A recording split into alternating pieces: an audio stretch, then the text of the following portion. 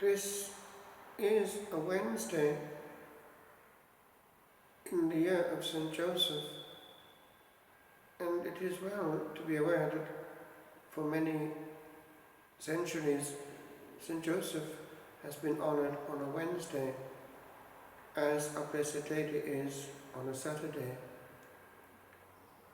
Indeed, in my Carthusian years, I remember how every week there was a votive Mass in honour of St. Joseph, and Wednesday was the preferred day. There was also an ongoing novena in the house to St. Joseph, which the non-celebrants would undertake. And we found that he always answered. The Holy Father has been inspired to give this year over to St. Joseph on the occasion of 150 years since the calling upon St. Joseph officially as the guardian, the patron of the Universal Church. Blessed Pius IX, in a very difficult time for the Church, with huge political stress and pressure, handed over the Church to the care of St. Joseph. And so, on that occasion, the 8th of December, began this year of St. Joseph. We remember how another Pope, closer to us in time, the Venerable Pius XII, truly a great Pope, who also had terrible difficulties to face politically in the heart of the war in Rome,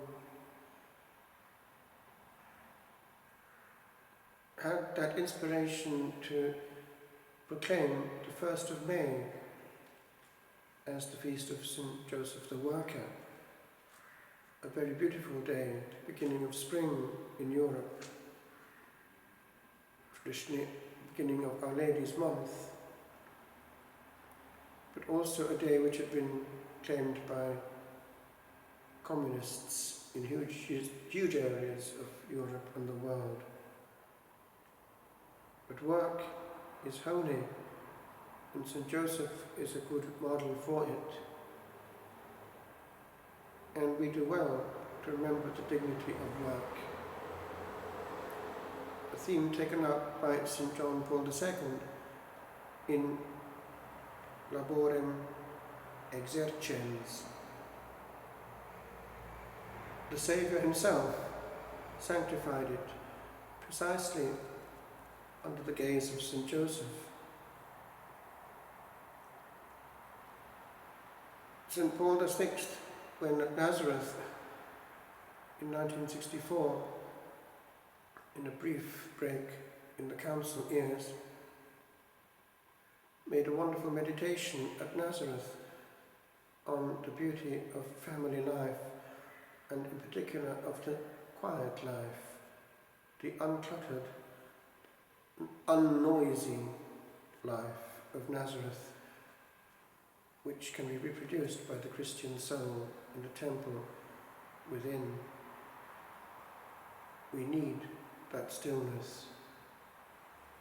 And he warned about it already in 1964, that there were too many voices coming at us, and we were being contaminated within.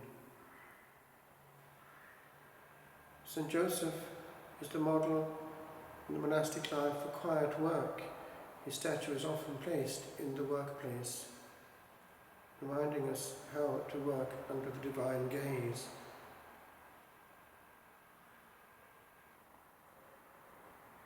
St. Joseph appeared in the series of visions at Fatima. He is always quiet, but there. He appeared here in Ireland, again in silent mode, in Knock, not centre stage, but there, accompanying, protecting. he was open. He could have woken up and said, I had a dream. No, the angel appeared to me in a dream, and he acted. And he went to where the other Joseph, centuries earlier, had helped to rescue part of mankind, to Egypt. And there is a place in Cairo, Zaytun, where his holy spouse, our Blessed Lady, appeared in quite a spectacular way over the dome of a newly built church, there where she had paused with St. Joseph in flight. She had requested that church be built,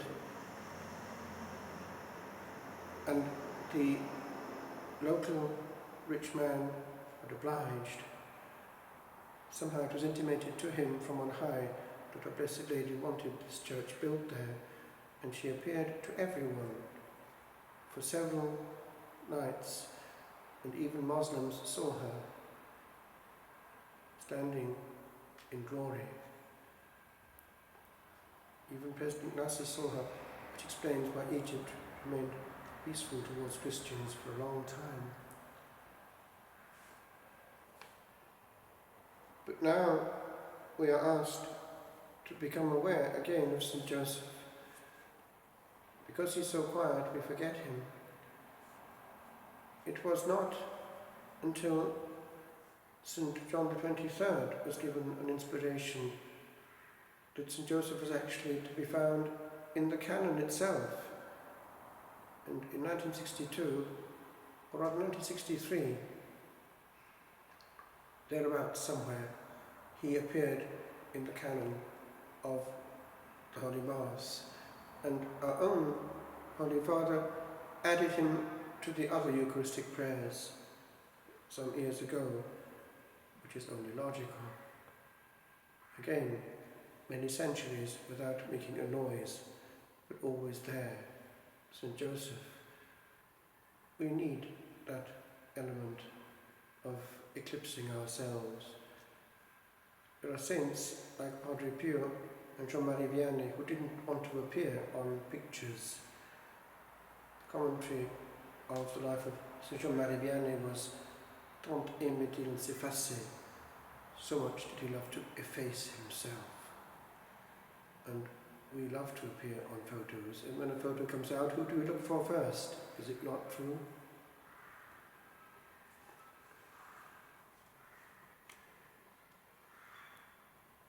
Actually, in the Charterhouse, we were still covering our heads if there was any kind of public photo.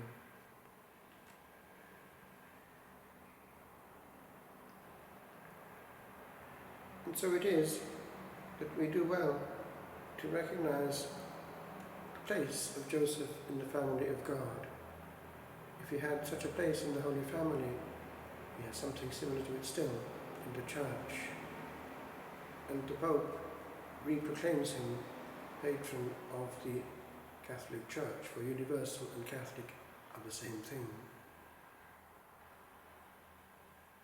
And there are several means of gaining the indulgence which is given to us this year.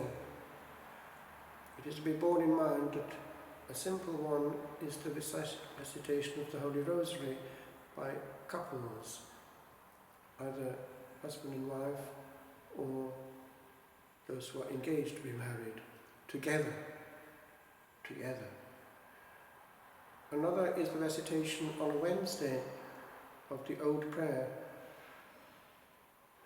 "To Thee, O Blessed Joseph, we have recourse in our tribulations, and while imploring the aid of thy most holy spouse, confidently implore thy patronage also." And on it goes, and that can be found anywhere, on internet or wherever, the ancient prayer to St. Joseph. The usual conditions of course apply, but it is well to be aware that indulgences can be gained and make a big difference in the beyond, for ourselves and also for others.